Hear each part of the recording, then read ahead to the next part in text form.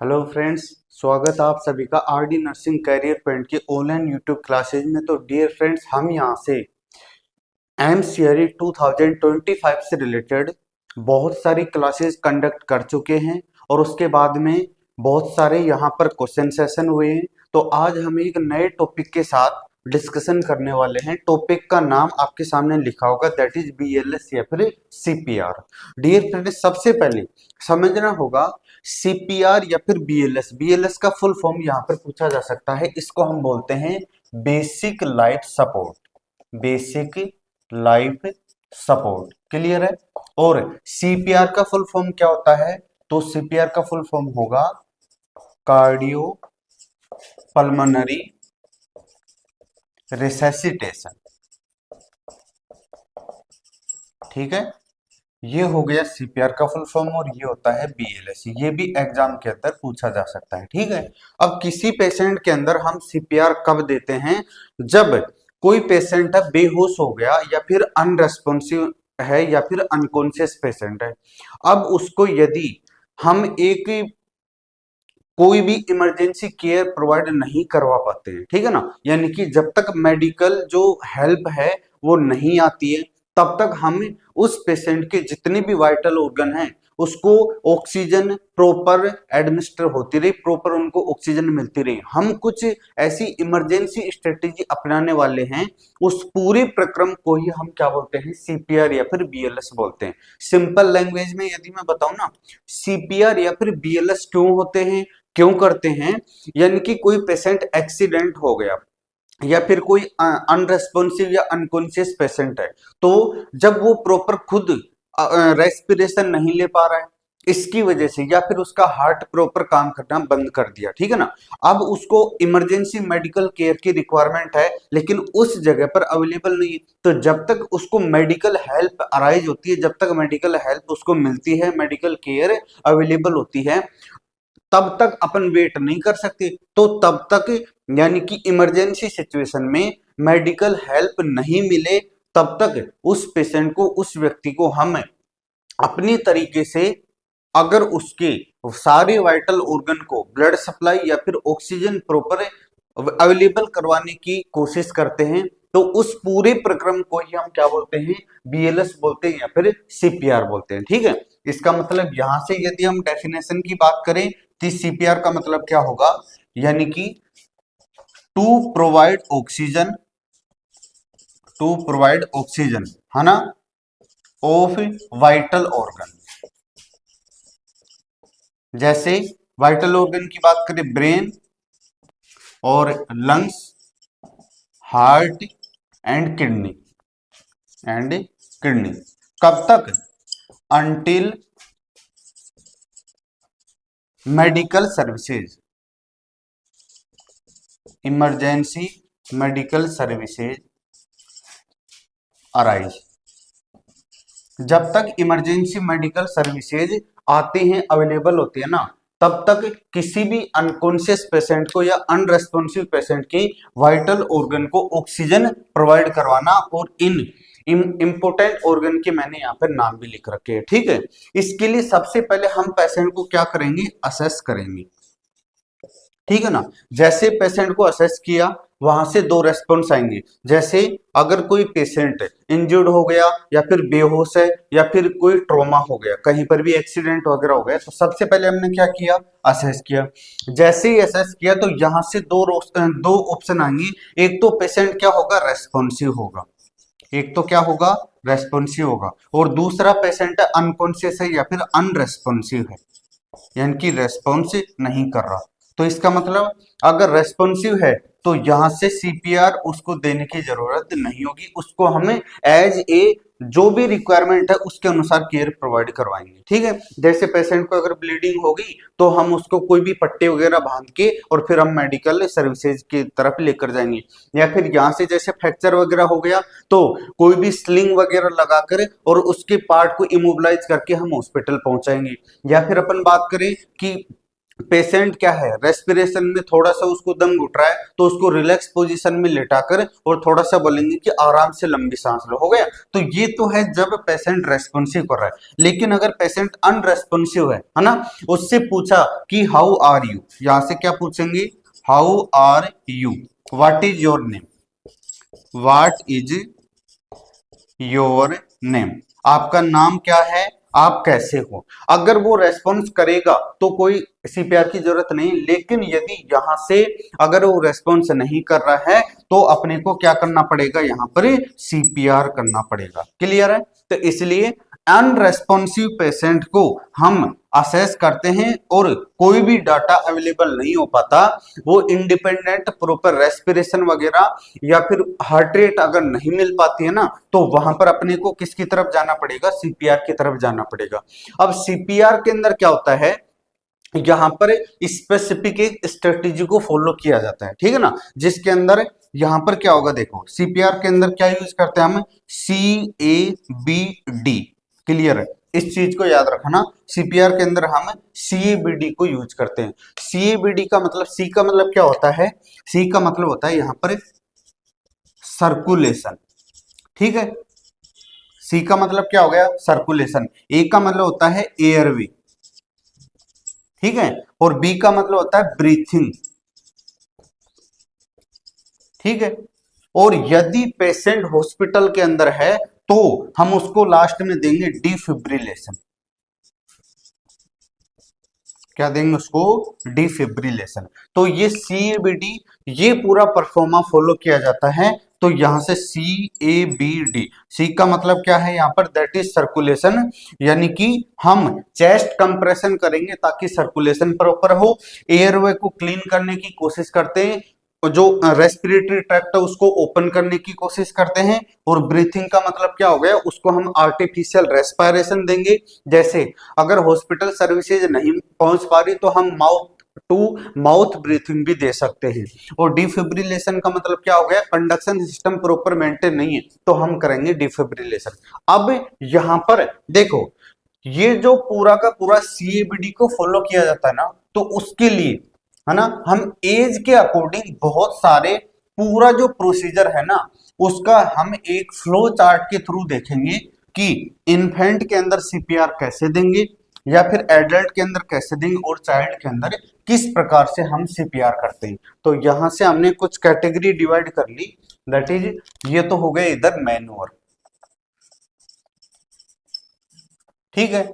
इधर से हम कैटेगरी बात करें तो एडल्ट, है ना। और एडल्ट का जो एज होगा वो होगा मोर देन 8 ईयर्स, ठीक है। ये हो गया चाइल्ड, चाइल्ड होता है 1 से 8 साल। और इसके बाद में है इन्फेंट, लेस देन 1 ईयर,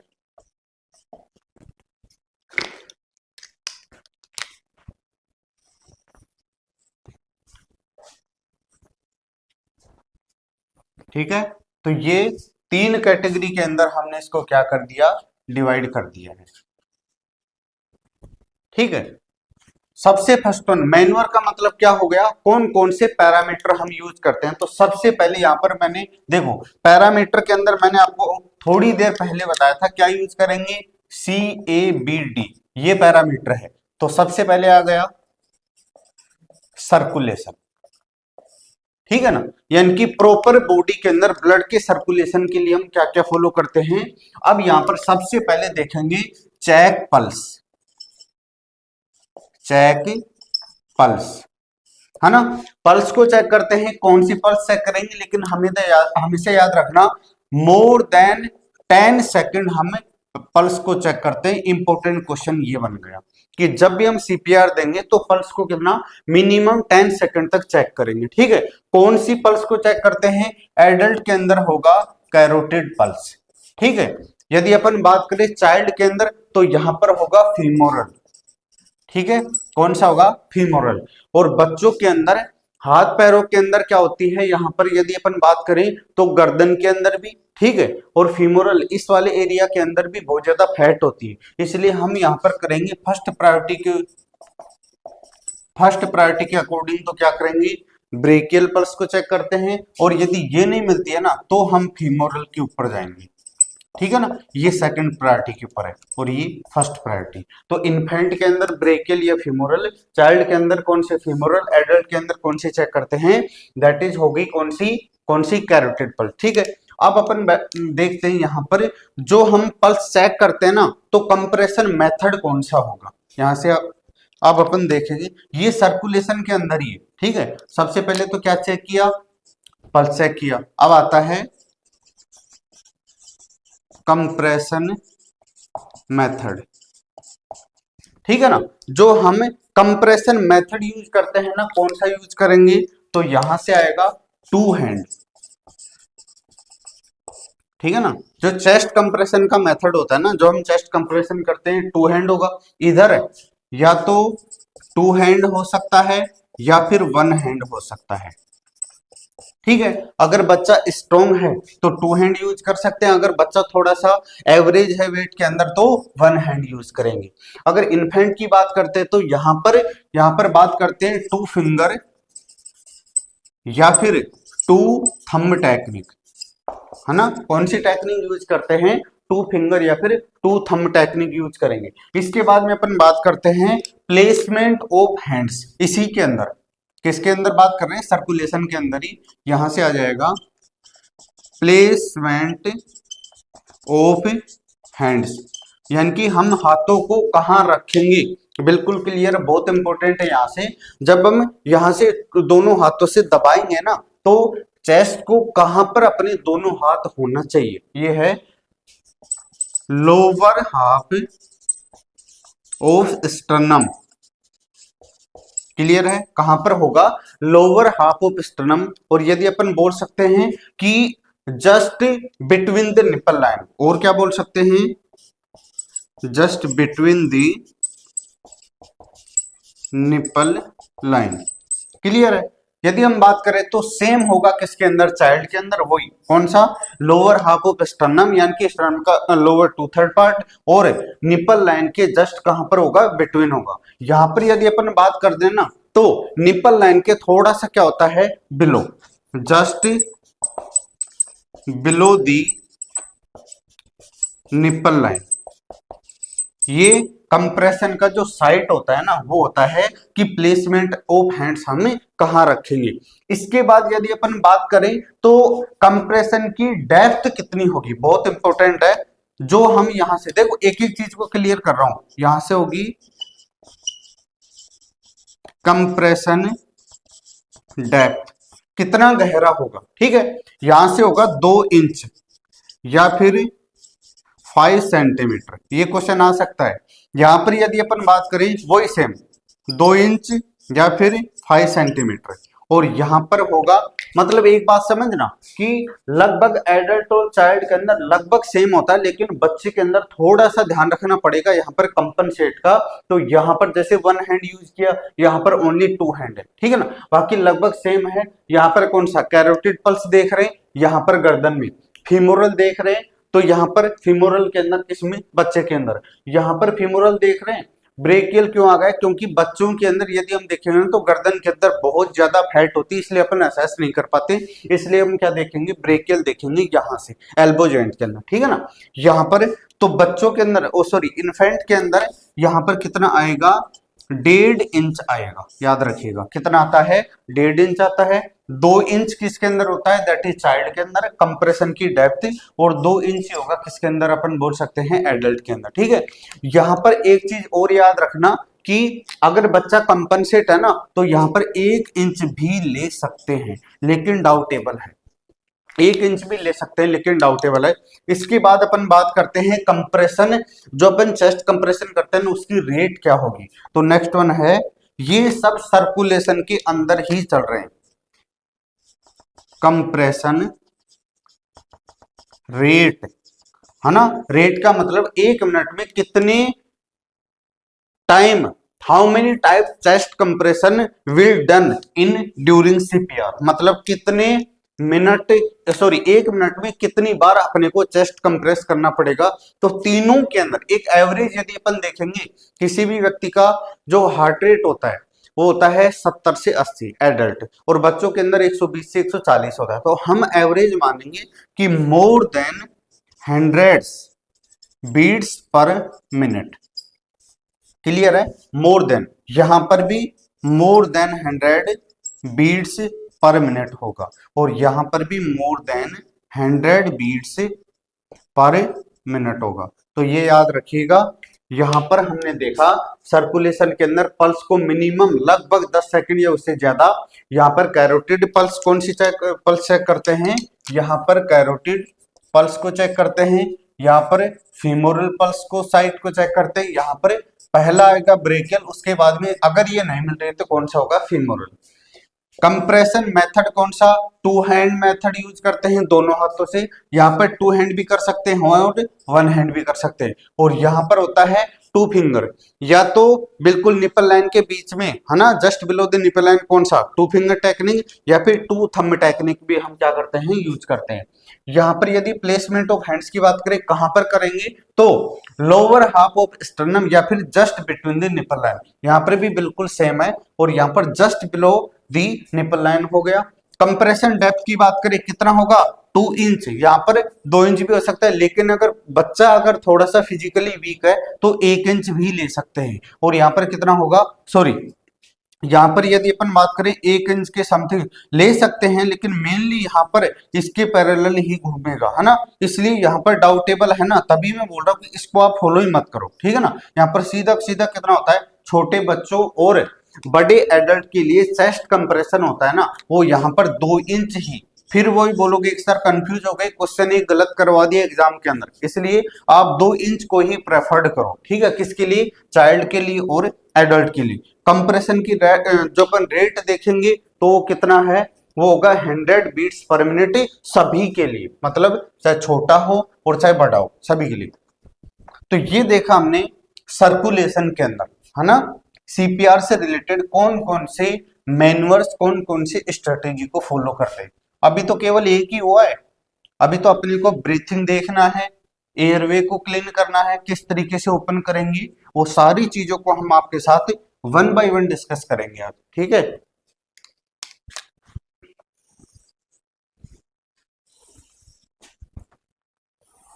चलिए अब अपन देखते हैं यहां से कंप्रेशन वेंटिलेशन रेशियो,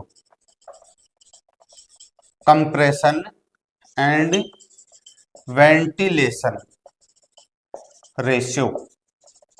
देखो कंप्रेशन वेंटिलेशन क्या होता है, कंप्रेशन का मतलब होता है चेस्ट कंप्रेशन, वेंटिलेशन का मतलब होता है आर्टिफिशियल रेस्पिरेशन, है ना। तो यहां पर जो कंप्रेशन वेंटिलेशन रेशियो होता है ना, अगर 1 रेस्क्यूअर है, अगर 1 रेस्क्यूअर है तो यहां से कितना आएगा, 30/2 आएगा, ठीक है। और यदि 2 रेस्क्यूअर है, 2 रेस्क्यूअर है तो भी यहां पर कितना आएगा, 30/2। एडल्ट के अंदर चाहे 1 रेस्क्यूअर हो चाहे 2 रेस्क्यूअर हो, हमेशा 30/2 ही क्या किया जाता है, फॉलो, मतलब 30 चेस्ट कंप्रेशन और 2 वेंटिलेशन। क्लियर हो गया। अगर अपन बात करें चाइल्ड के अंदर तो 1 रेस्क्यूअर है, यहां पर अगर 1 रेस्क्यूअर है तो यहां पर आएगा 30/2। क्लियर है। और यदि 2 रेस्क्यूअर है, ये में रेस्क्यूअर का मतलब क्या, रेस्क्यूअर का मतलब होता है जो सीपीआर देता है, या तो 1 हो गए या 2 होंगे। अगर 2 रेस्क्यूअर है ना तो यहां पर आएगा 15/2, यानी कि इंपोर्टेंट, अगर 2 रेस्क्यूअर हैं तो 15 चेस्ट कंप्रेशन के बाद में 2 बार अपने को आर्टिफिशियल रेस्पिरेशन देना पड़ेगा। इंपोर्टेंट है इन्फेंट के लिए, अगर 1 रेस्क्यूअर है, ठीक है, तो भी अपने को कितना रखना पड़ेगा, कितना रखना पड़ेगा, यहां पर बहुत कंफ्यूजन है, सॉरी यहां पर कंफ्यूजन है। 1 रेस्क्यूअर है तो 30/2 ही रहेगा, लेकिन अगर 2 रेस्क्यूअर है, अगर 2 रेस्क्यूअर है तो यहां पर आ जाएगा 15/2। मैं इसलिए यहां पर बता रहा हूं कि इन्फेंट और चाइल्ड के अंदर रेस्पिरेशन की रेट ज्यादा होती है, ऑक्सीजन सैचुरेशन की रेट थोड़ी कम होती है, वो बच्चे बहुत जल्दी कंपनसेट से डेक्लाइन की तरफ चले जाते हैं। इसलिए अगर 2 व्यक्ति है ना तो 15 टाइम कंप्रेशन के बाद में उसको 2 क्या देंगे, वेंटिलेशन देंगे।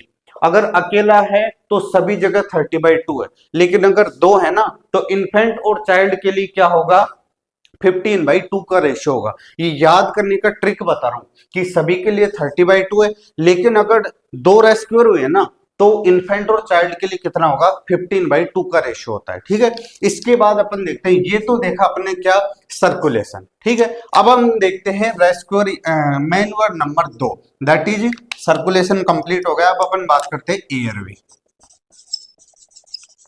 ठीक है ना, अब एक बात बताओ, एयरवे को ओपन करने के लिए कौन सा मेथड अप्लाई करते हैं, कौन सा, तो यहां पर आएगा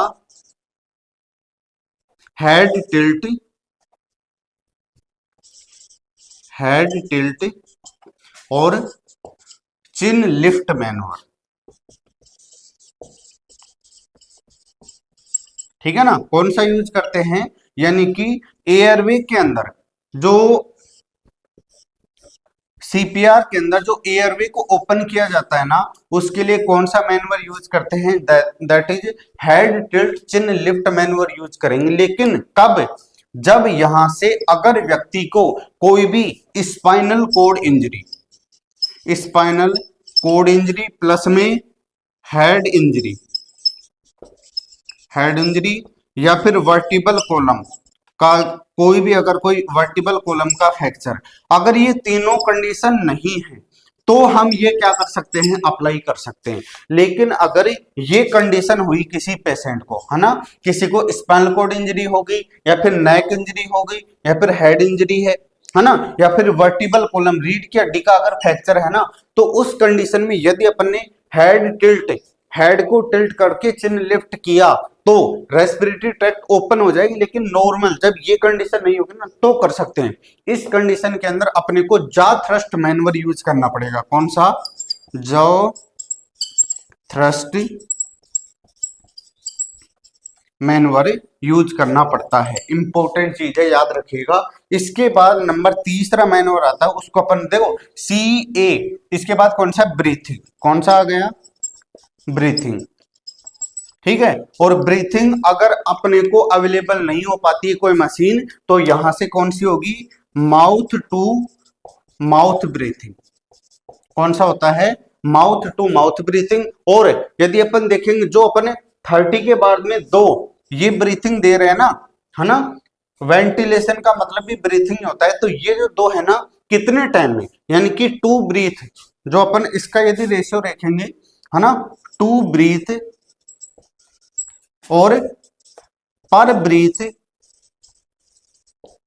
1 सेकेंड, पर ब्रीथ कितना टाइम ड्यूरेशन अपन खर्च करेंगे, 1 सेकेंड का। तो यहां पर यदि अपन ने देखा कि दो रेस्पिरेशन, सॉरी, जब 30 वेंटिलेशन हुआ, वेंटिलेशन का मतलब चेस्ट कंप्रेशन, तो 2 बार अपने को रेस्पिरेशन देना है। तो ये जो ब्रीथिंग आता है या तो माउथ टू माउथ देंगे, और यदि अपने पास एम्बू बैग वगैरह है तो वो भी हम बेन सर्किट वगैरह है तो वो भी अपन अप्लाई कर सकते हैं। और यहाँ पर ब्रीथ कितना टाइम ड्यूरेशन खर्च करना पड़ेगा, तो एक ब्रीथ के अंदर 1 सेकेंड का टाइम ड्यूरेशन लगना चाहिए। ठीक है, इसके बाद हम देखते हैं यहाँ पर CAB। तीनों क्लियर हो गए। 1 सेकंड के लिए मैं पानी पी लेता हूं।